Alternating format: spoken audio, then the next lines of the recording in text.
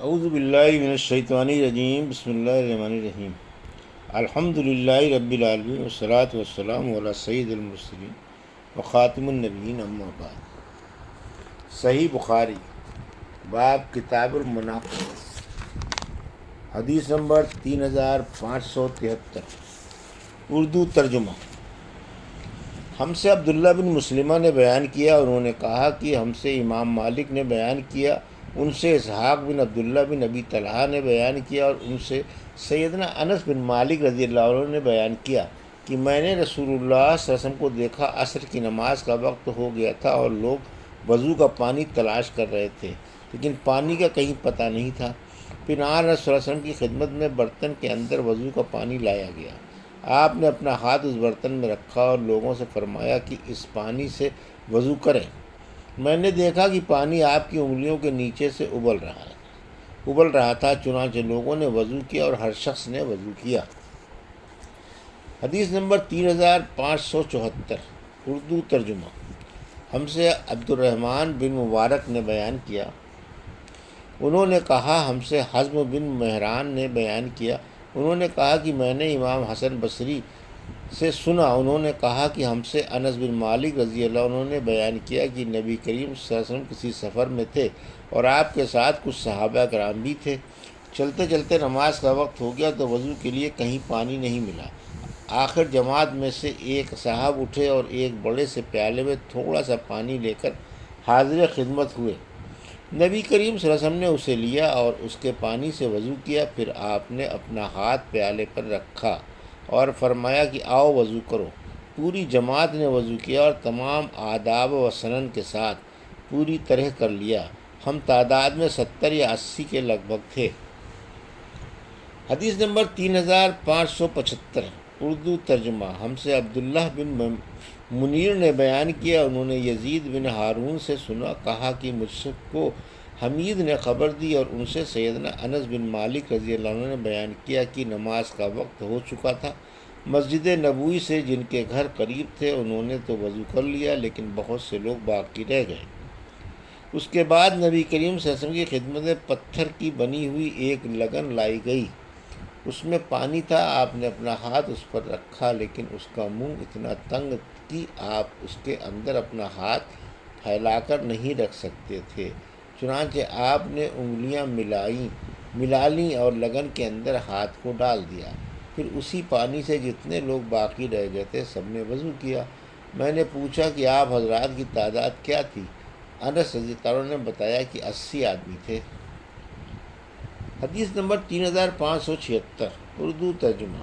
ہم سے موسیٰ بن اسماعیل نے بیان کیا، کہا ہم سے عبدالعزیز بن مسلم نے بیان کیا، ان سے حسین نے بیان کیا، ان سے سالم بن ابی الجعد نے اور ان سے حضرت جابر رضی اللہ عنہ نے بیان کیا کہ صلح حدیبیہ کے دن لوگوں کو پیاس لگی ہوئی تھی۔ نبی کریم صلی اللہ علیہ وسلم کے سامنے ایک چھاگل رکھا ہوا تھا، آپ نے اس سے وضو کیا، اتنے میں لوگ آپ کے پاس آ گئے۔ آپ نے فرمایا کیا بات ہے؟ لوگوں نے کہا کہ جو پانی آپ کے سامنے ہے اس پانی کے سوا نہ تو ہمارے پاس وضو کے لیے کوئی دوسرا پانی ہے اور نہ پینے کے لیے۔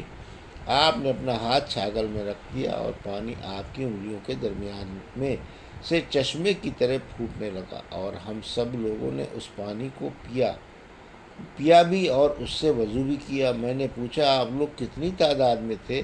کہا کہ اگر ہم 1,00,000 بھی ہوتے تو وہ پانی کافی ہوتا، ویسے ہماری تعداد اس وقت 1500 تھی۔ حدیث نمبر 3577، اردو ترجمہ۔ ہم سے مالک بن اسماعیل نے بیان کیا، کہا ہم سے اسرائیل نے بیان کیا، ان سے ابو اسحاق نے، ان سے برا بن عازب رضی اللہ عنہ نے بیان کیا کہ صلح حدیبیہ کے دن ہم 1400 کی تعداد میں تھے۔ حدیبیہ ایک کنویں کا نام ہے، ہم نے اس سے اتنا پانی کھینچا کہ اس میں ایک قطرہ بھی باقی نہ رہا۔ جب رسول کریم صلی اللہ علیہ وسلم کو اس کی خبر معلوم ہوئی تو آپ تشریف لائے اور کنویں کے کنارے پر بیٹھ کر پانی کی دعا کی اور اس پانی سے کلی کی اور کلی کا پانی کنویں میں ڈال دیا۔ ابھی تھوڑی دیر بھی نہیں ہوئی تھی کہ کنواں پھر پانی سے بھر گیا۔ ہم بھی اسے خوب سیر ہوئے اور ہمارے اونٹ بھی سیراب ہو گئے، پانی پی کر لوٹے۔ حدیث نمبر 3578، اردو ترجمہ۔ ہم سے عبداللہ بن یوسف نے بیان کیا، کہا ہم کو مالک نے خبر دی، انہیں اسحاق بن عبداللہ بن ابی طلحہ نے، اور انہوں نے انس بن مالک رضی اللہ عنہ سے سنا کہ انہوں نے کہا کہ ابو طلحہ رضی اللہ عنہ میری والدہ ام سلیم سے کہا کہ میں نے رسول اللہ صلی اللہ علیہ وسلم کی آواز سنی تو آپ کی آواز میں بہت ذوق معلوم ہوا۔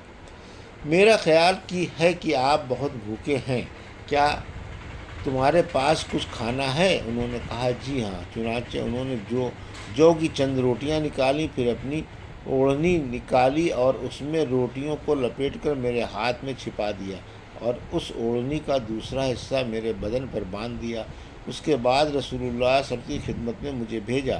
میں جو گیا تو آپ مسجد میں تشریف رکھتے تھے، آپ کے ساتھ بہت سے صحابہ بیٹھے ہوئے تھے۔ میں آپ کے پاس کھڑا ہو گیا تو آپ نے فرمایا کیا ابو طلحہ نے تمہیں بھیجا ہے؟ میں نے عرض کیا جی ہاں۔ آپ نے دریافت فرمایا کچھ کھانا دے کر؟ میں نے عرض کیا جی ہاں۔ جو صحابہ آپ کے ساتھ اس وقت موجود تھے ان سب سے آپ نے فرمایا کہ چلو اٹھو۔ آن صلی اللہ علیہ وسلم تشریف لانے لگے اور میں آپ کے آگے آگے لپک رہا تھا، اور ابو طلحہ رضی اللہ عنہ نے ام سلیم حضور اکرم صلی اللہ علیہ وسلم تو بہت سے لوگوں کو ساتھ لائے ہیں، ہمارے پاس اتنا کھانا کہاں ہے کہ سب کو کھلایا جا سکے؟ ام سلیم رضی اللہ عنہا نے کہا اللہ اور اس کے رسول صلی اللہ علیہ وسلم زیادہ جانتے ہیں، ہم فکر کیوں کریں؟ خیر ابو طلحہ آگے بڑھ کر آن رسول اللہ علیہ وسلم سے ملے۔ اب رسول اللہ صلی اللہ علیہ وسلم کے ساتھ وہ بھی چل رہے تھے۔ گھر پہنچ کر آپ نے فرمایا ام سلیم تمہارے پاس جو کچھ ہو یہاں لاؤ۔ ام سلیم نے وہی روٹی لا کر آپ کے سامنے رکھ دی۔ پھر آن رسول اللہ صلی اللہ علیہ وسلم کے حکم سے روٹیوں کا چورا کر دیا گیا۔ ام سلیم نے کچی نچوڑ کر اس پر کچھ گھی ڈال دیا اور اس طرح سالن ہو گیا۔ آپ نے اس کے بعد اس پر دعا جو کچھ بھی اللہ تعالیٰ نے چاہا دعا کی، جو کچھ اللہ چاہا نے چاہا۔ پھر فرمایا 10 آدمیوں کو بلا لو۔ انہوں نے ایسا ہی کیا، ان سب نے روٹی پیٹ بھر کھائی، اور جب یہ لوگ باہر گئے تو آپ نے فرمایا کہ پھر 10 آدمیوں کو بلا لو۔ چنانچہ 10 آدمیوں کو بلایا گیا، انہوں نے بھی پیٹ بھر کر کھایا۔ جب یہ لوگ باہر گئے تو آپ صلی اللہ علیہ وسلم نے فرمایا پھر 10 ہی آدمیوں کو اندر بلا لو۔ انہوں نے ایسا ہی کیا اور انہوں نے بھی پیٹ بھر کر کھایا۔ جب وہ باہر گئے تو آپ نے فرمایا پھر 10 آدمیوں کو دعوت دے دو۔ اس طرح سب لوگوں نے پیٹ بھر کر کھانا کھایا۔ ان لوگوں کی تعداد 70 یا 80 تھی۔ حدیث نمبر 3579، اردو ترجمہ۔ مجھ سے محمد بن مسنہ نے بیان کیا، کہا ہم سے ابو احمد زبیری نے بیان کیا، کہا ہم سے اسرائیل نے بیان کیا، ان سے منصور نے، ان سے ابراہیم نے، ان سے علقمہ نے اور ان سے عبداللہ بن مسعود رضی اللہ عنہ نے بیان کیا کہ معجزات کو ہم تو باعث برکت سمجھتے تھے اور تم لوگ ان سے ڈرتے ہو۔ ایک مرتبہ ہم رسول اللہ صلی اللہ علیہ وسلم کے ساتھ ایک سفر میں تھے اور اپنی تقریباً ختم ہو گیا۔ آن صلی اللہ علیہ وسلم نے فرمایا کہ جو کچھ بھی پانی بچ گیا ہے اور پانی تقریباً ختم ہو گیا۔ آن صلی اللہ علیہ وسلم نے فرمایا کہ جو کچھ بھی پانی بچ گیا ہو اسے تلاش کرو۔ چنانچہ لوگ ایک برتن میں تھوڑا سا پانی لائے، آپ نے اپنا ہاتھ برتن میں ڈال دیا اور فرمایا برکت والا پانی لو، اور برکت تو اللہ تعالیٰ ہی کی طرف سے ہوتی ہے۔ میں نے دیکھا کہ رسول اللہ صلی اللہ علیہ وسلم کی انگلیوں کے درمیان میں سے پانی فوارے کی طرح پھوٹ رہا تھا، اور ہم تو آن صلی اللہ علیہ وسلم کے زمانے میں کھاتے وقت کھانے کی تسبیح سنتے تھے۔ حدیث نمبر 3580، اردو ترجمہ۔ ہم سے ابو نعیم نے بیان کیا، کہا ہم سے زکریا نے بیان کیا، کہا مجھ سے عامر نے کہا کہ مجھ سے جابر رضی اللہ عنہ نے بیان کیا کہ ان کے والد عبداللہ بن عمر بن حرام جنگ احد میں شہید ہو گئے تھے اور وہ مقروض تھے۔ میں نے رسول اکرم صلی اللہ علیہ وسلم کی خدمت میں حاضر ہوا اور عرض کیا کہ میرے والد اپنے اوپر قرض چھوڑ گئے، ادھر میرے پاس سوا اس پیداوار کے جو کھجوروں سے ہوگی اور کچھ نہیں ہے، اور اس کی پیداوار سے تو برسوں میں قرض ادا نہیں ہو سکتا، اس لیے آپ میرے ساتھ تشریف لے چلیے تاکہ قرض خواہ آپ کو دیکھ کر زیادہ منہ نہ پھاڑیں۔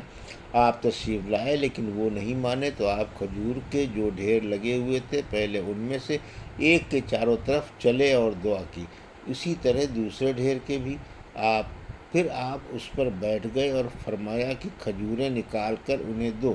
چنانچہ سارا قرض ادا ہو گیا اور جتنی کھجوریں قرض میں دی تھیں اتنی ہی بچ بھی گئیں۔ یہ تھی صحیح بخاری باب کتاب المناقب کی حدیث نمبر 3573 سے 3580 کا اردو ترجمہ جو ابھی آپ نے سماعت فرمایا۔ اللہ سے دعا ہے کہ اللہ ان حدیثوں کی ہمیں صحیح سمجھ عطا فرما اور ان پر عمل کرنے کی توفیق عطا فرما، آمین یا رب العالمین۔